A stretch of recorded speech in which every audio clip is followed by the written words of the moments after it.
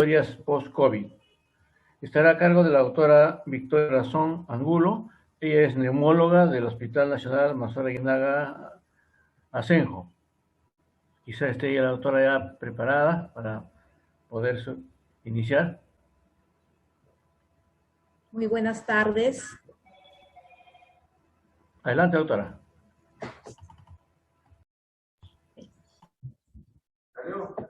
Ya, a ver, velo, ¿se nota?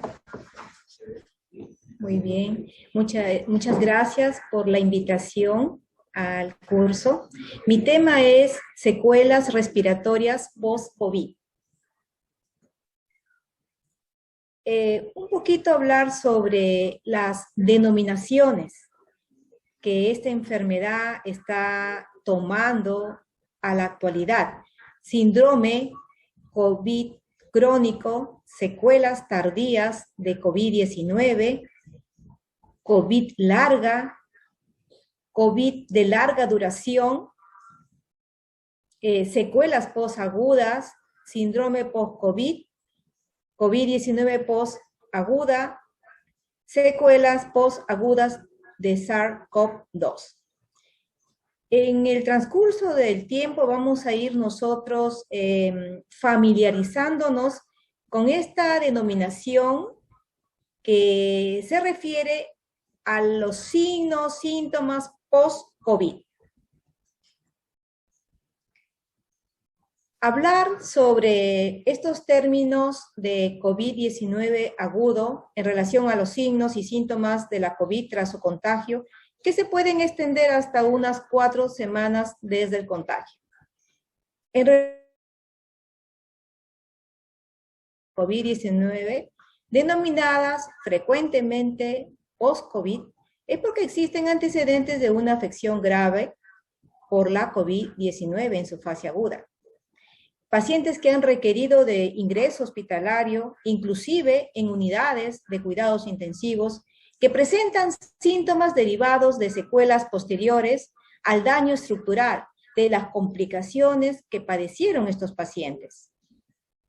El siguiente término, COVID persistente o long COVID, un complejo, ¿no?, que se refiere al complejo sintomático multiorgánico que afecta a aquellos pacientes que han padecido COVID-19 con el diagnóstico confirmado por pruebas de laboratorio o sin él, y que permanecen con sintomatología considerada de la fase aguda de la enfermedad pasada las 4 semanas e incluso las 12 semanas, con síntomas que persisten en el tiempo.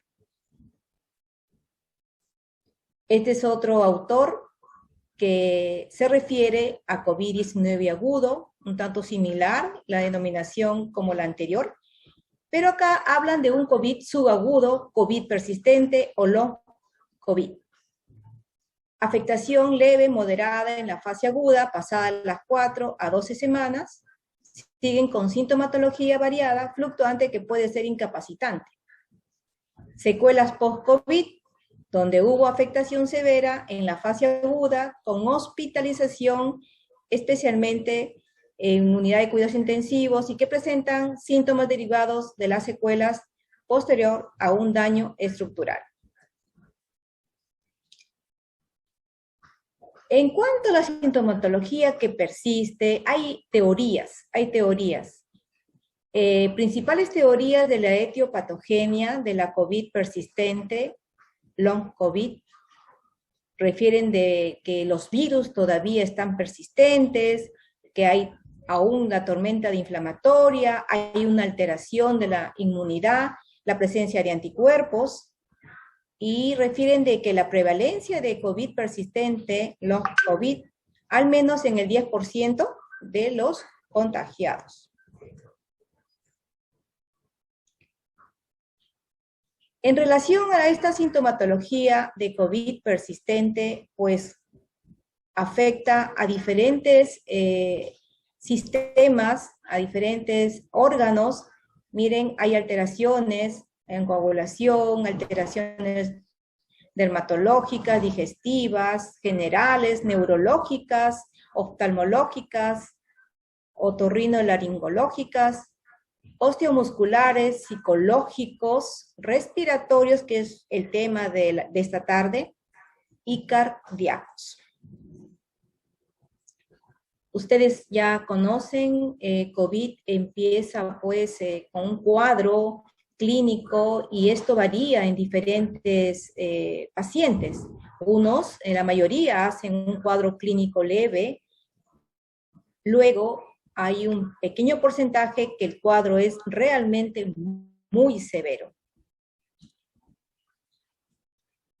Esto para indicar en algunas referencias encontradas que refiere al síndrome post-COVID en pacientes que no fueron hospitalizados, que cursaron con síntomas leves, pero que sin embargo manifestaban síntomas que persistieron después de la fase aguda. Hicieron un estudio de corte longitudinal, prospectivo, donde se evaluó a los 958 pacientes convalecientes por SARS-CoV-2.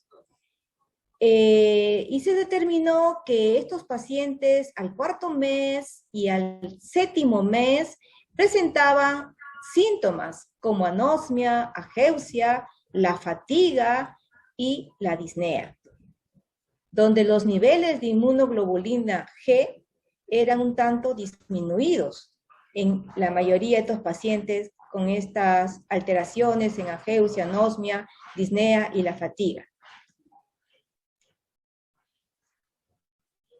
En relación a los síntomas en estas secuelas respiratorias post-COVID, estos síntomas son persistentes, anormalidades radiológicas y hay compromiso, hay alteración en la función respiratoria, sobre todo en la prueba de difusión al monóxido de carbono y también en la prueba de la caminata de los 6 minutos.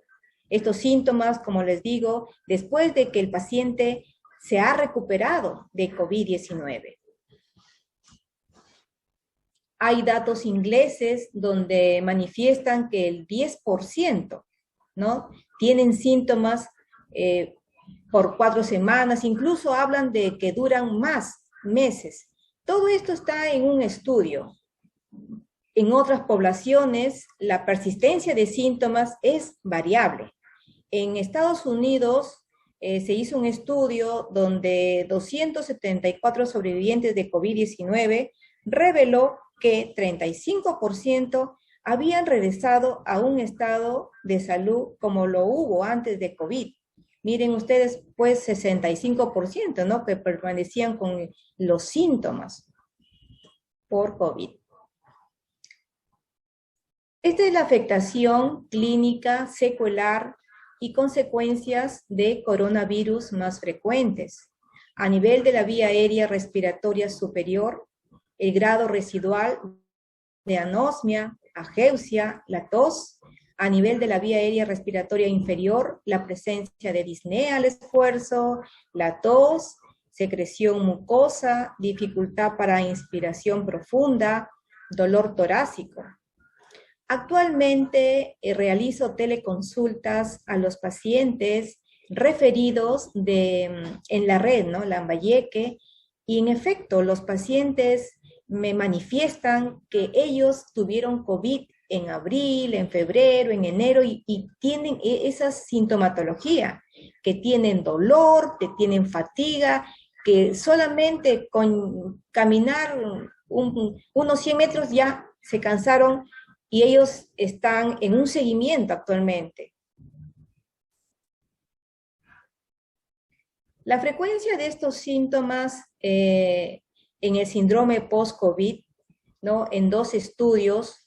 En el primer estudio, un control a los 60 días que manifestaban la persistencia de fatiga en el 40%, la presencia de anosmia en el 22.7%, pérdida de peso, 17.2%, artralgias, 16.3%. Y aquí un segundo estudio de esta presencia de síntomas secuelas.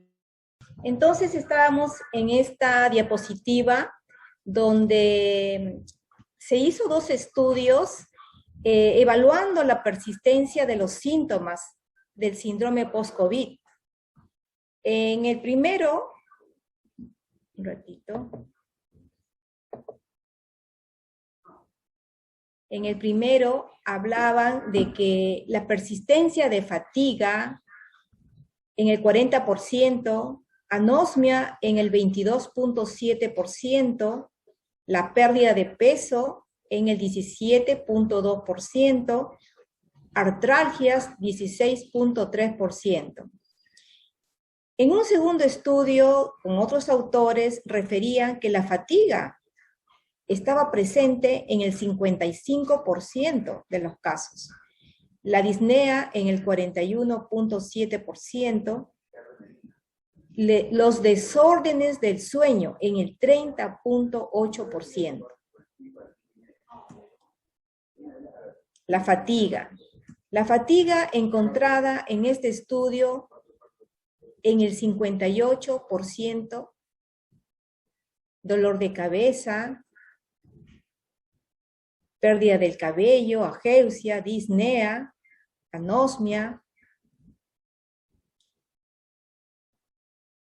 SARS y MERS, que fueron las epidemias anteriores a SARS-CoV-2, se manifestaba como una neumonía organizada, caracterizada de un llenado alveolar y ductos alveolares con fibroblastos en forma de uso y miofibroblastos. En SARS, la prevalencia de la neumonía organizada y su variante histológica, una neumonía organizada fibrinoide aguda, y que se ha estimado entre el 30 y 60% en pacientes que estuvieron en terapia intensiva. COVID-19 se manifiesta como una neumonía organizada y también con una forma histológica de una neumonía organizada fibrinoide aguda. Lesiones vasculares pulmonares, aumento de fenómenos tromboembólicos, aumento de procoagulabilidad vascular, reclutamiento de células inmunes, endotelitis podría explicar el daño microcirculatorio sistémico, hipertensión pulmonar y limitación al esfuerzo, hacer seguimiento de 1 al 3er mes. Los pacientes con riesgo de complicaciones, todos los pacientes que fueron dados de alta y requirieron oxígeno. Pacientes con dependencia prolongada de fracciones inspiradas altas de oxígeno, ventilación a presión positiva continua, ventilación no invasiva o ventilación binivel. En todos los pacientes que estuvieron en UCI o en unidades de alta complejidad. Ellos son los pacientes con riesgo de complicaciones posterior a neumonía COVID. A todo paciente post-COVID se debe realizar las pruebas de función respiratoria. Aquí se indica espirometría, pletismografía, gasometría, oximetría de pulso, capnografía, la prueba de la difusión al monóxido de carbono, la prueba de la caminata de 6 minutos, la prueba de ejercicio cardiopulmonar.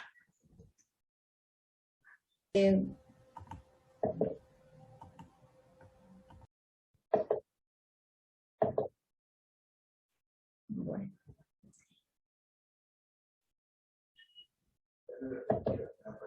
Ya.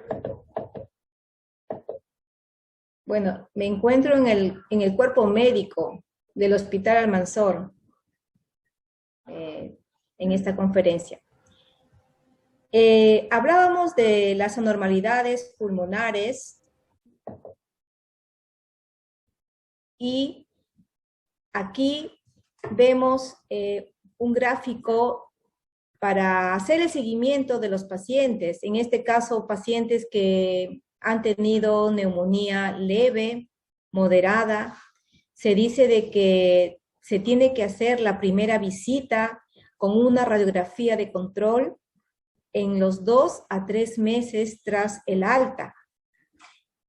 Si la placa de tórax sin alteraciones y el paciente no tiene síntomas, se le vuelve a programar a una nueva consulta a los 3 meses, 6 meses.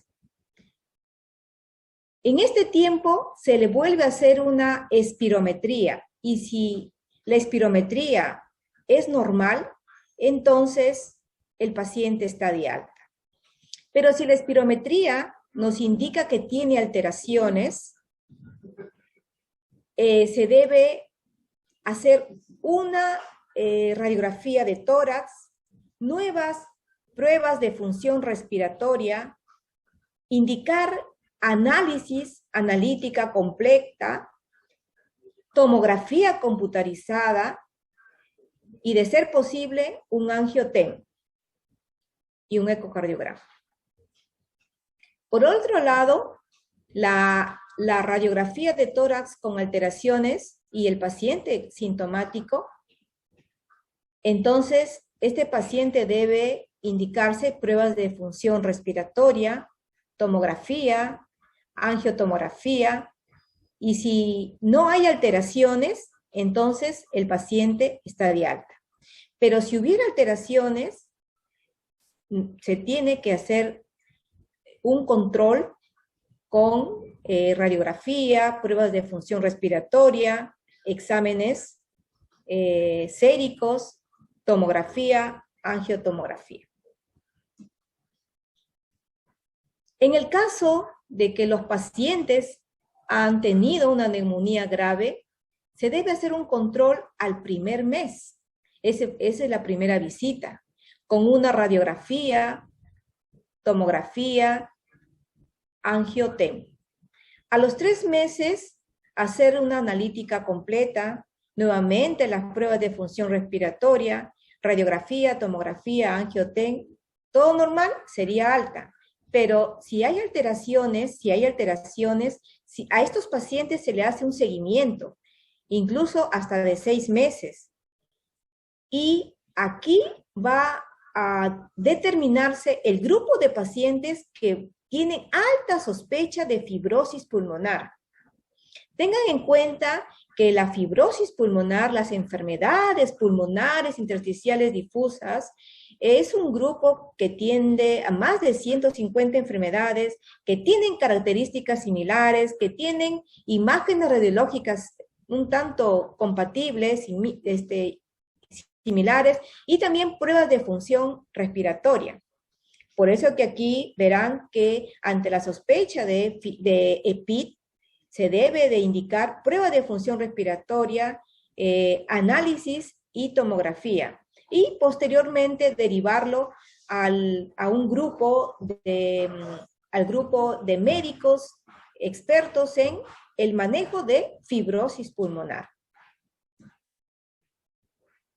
Esta es otra literatura que encontré en cuanto al seguimiento de pacientes que han sido afectados por una neumonía, ¿no? Ahí dice evaluar a las 4 o 12 semanas, ¿no? Dependiendo de la gravedad de la neumonía.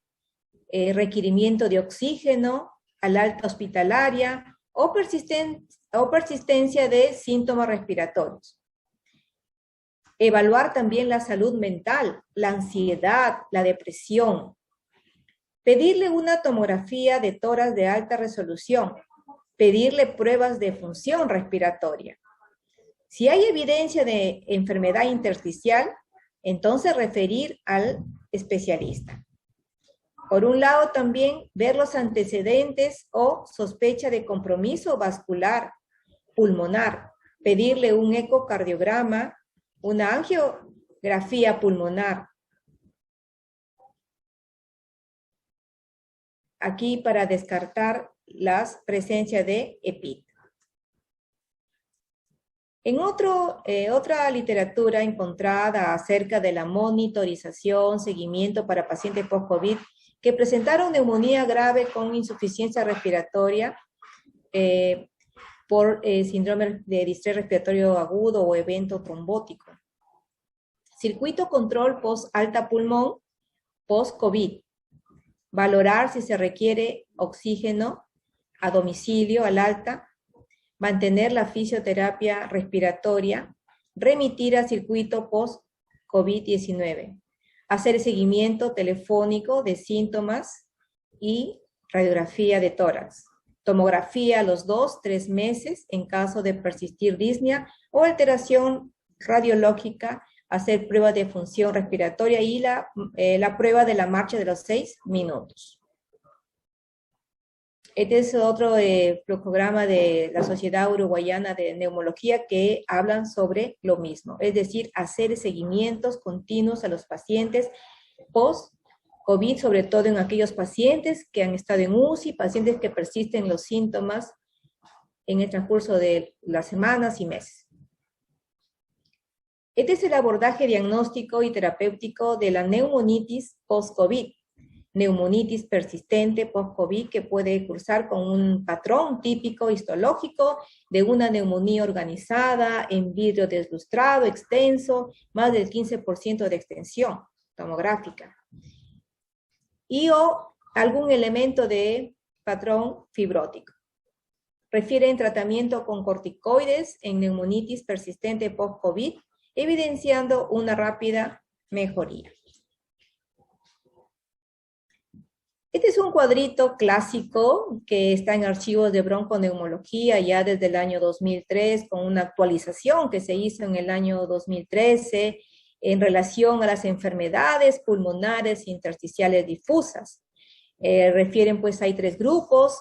En el primer grupo estaría esta alteración que está dejando COVID dentro de esas neumonías intersticiales idiopáticas. Ahí verán está la fibrosis pulmonar idiopática, neumonía intersticial aguda, neumonía intersticial no específica, bronquiolitis respiratoria con enfermedad pulmonar, neumonía intersticial descamativa, neumonía organizada criptogenética, neumonía intersticial linfocítica. Entonces, en este grupo estaría las alteraciones que COVID afecta al parénquima pulmonar. El servicio de neumología en el Hospital Almanzor es quien indica el oxígeno a domicilio.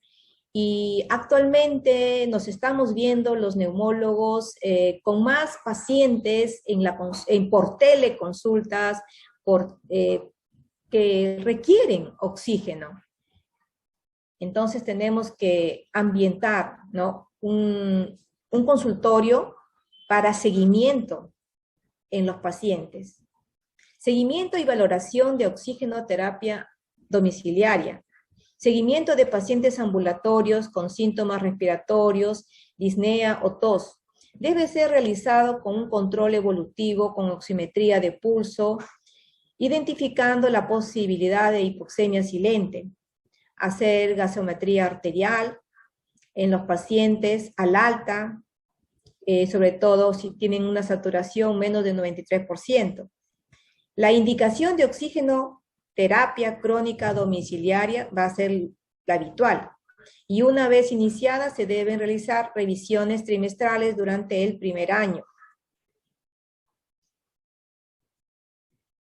La administración de oxígeno en el domicilio a pacientes estables se da en pacientes con insuficiencia respiratoria crónica e hipoxemia crónica, con la presión arterial de oxígeno menor a 55 milímetros de mercurio, saturación menor a 88%, presión arterial de oxígeno entre 55 a 59 milímetros de mercurio, con signos de hipoxia tisular como hipertensión pulmonar, cor pulmonar, policitemia, edema secundario a insuficiencia cardíaca derecha o alteración del estado mental.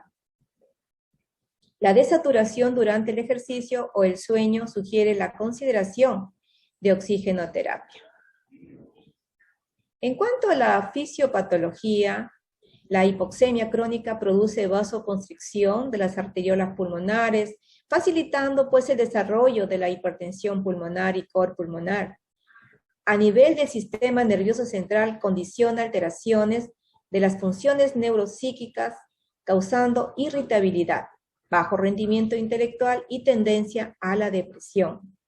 El aumento de eritropoyetina renal en respuesta a la hipoxemia crónica genera poliglobulia que propicia formación de trombos y ocasiona sobrecarga de volumen. Los criterios de indicación de oxígeno paciente tiene que estar el paciente en fase estable y en tratamiento óptimo en el momento de la prescripción y por lo menos 2 meses después de su alta hospitalaria. Esta indicación debe ser reevaluada a los 30 días, a los 60 días y a los 90 días para establecer su validez definitiva, es decir, para ya indicar el oxígeno a domicilio. Para indicar en qué pacientes nosotros indicamos oxígeno actualmente. En pacientes, en 3 grupos de pacientes, como verán ustedes acá, en 3 grupos de pacientes.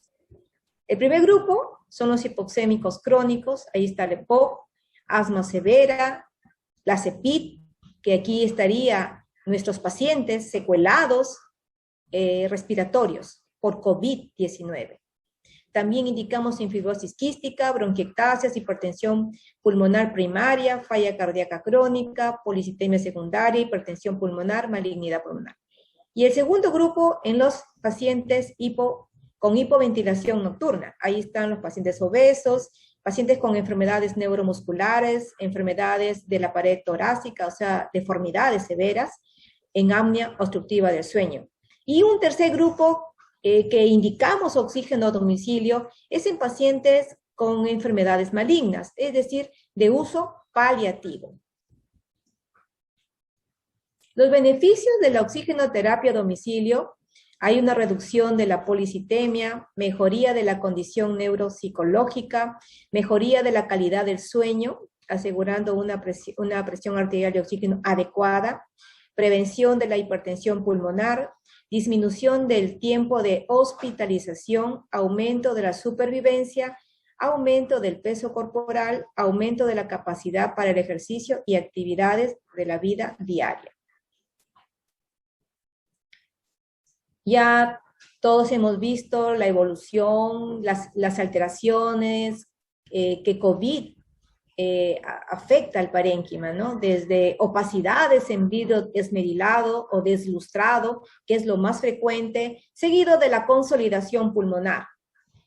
Pero también se describe patrón en empedrado, crazy paving, signos de broncograma aéreo, engrosamiento del tabique intralobulillar, engrosamiento septal, bronquiectasia de tracción, pérdida de volumen pulmonar, bandas fibróticas y en una fase ya un tanto avanzada, la panalización.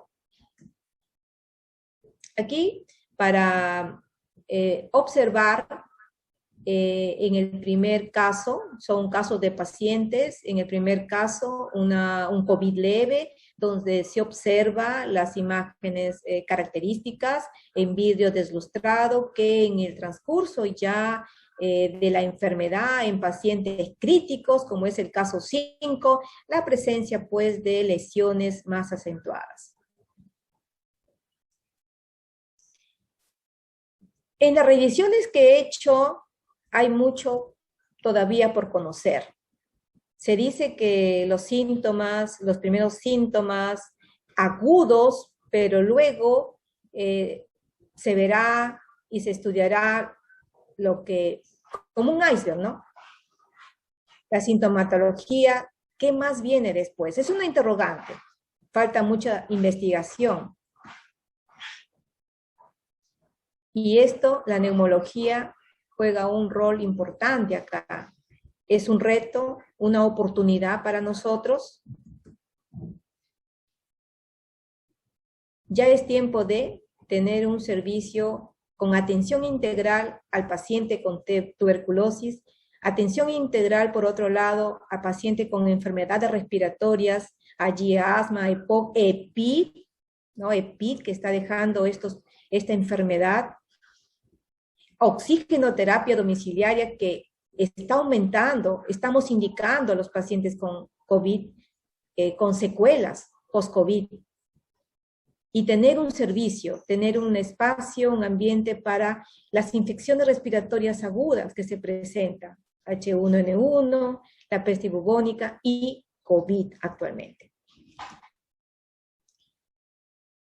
Y las secuelas y consecuencias de la COVID son múltiples y engloban aspectos físicos, emocionales, organizativos, económicos, que van a requerir un abordaje multidisciplinario, transversal y colaborativo, con mucha carga de motivación, voluntarismo y optimización de recursos. Este es un trabajo en equipo, todos a trabajar para poner fin a esta enfermedad. Muchas gracias.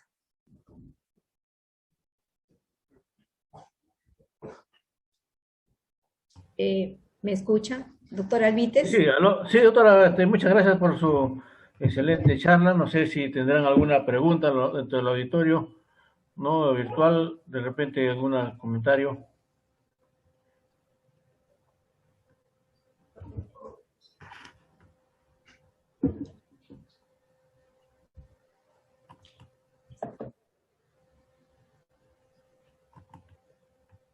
A ver, si hubiera alguna pregunta.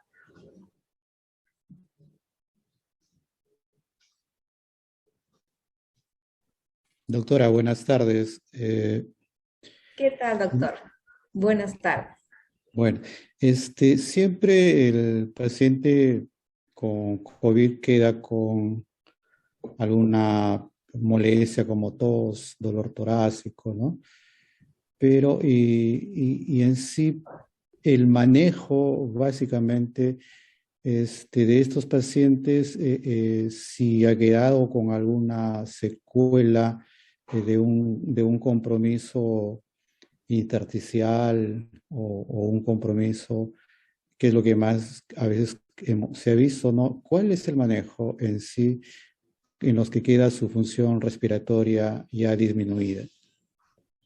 Sí, una vez detectado que el paciente tiene la secuela, porque ha sido un paciente que ha tenido una neumonía grave, que ha estado en la unidad de cuidados intensivos, ya evaluado con la tomografía, haberse hecho un seguimiento con las pruebas funcionales respiratorias, entonces se dice que se puede indicar corticoides a dosis de 0.5 miligramos por kilo de peso y ir disminuyendo, mantenerlo durante 2 hasta 3 meses. En cuanto a los medicación antifibrosis, como lo que estamos viendo, ¿no? Con pirfenidona, nintedanib, realmente no hay en la literatura, simplemente hablan de prednisona, ¿no? Corticoides.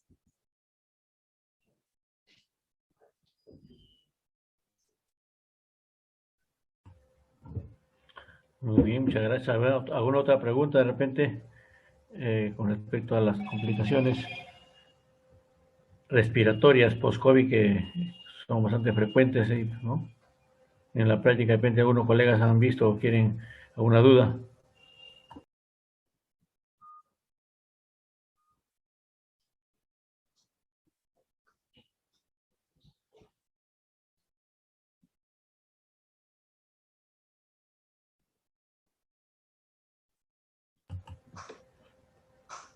Bien, si no hubiera ninguna duda, pregunta, damos las gracias a la doctora Victoria Razón por su excelente posición, ¿no? Ya, muchas Será hasta gracias. otra oportunidad. Muchas gracias, doctora.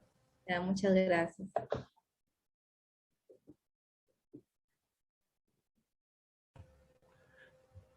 Tenemos 5 minutos para que el ponente que sigue se vaya preparando, ¿no? Para continuar, ¿no? Para estar acorde al tiempo programado.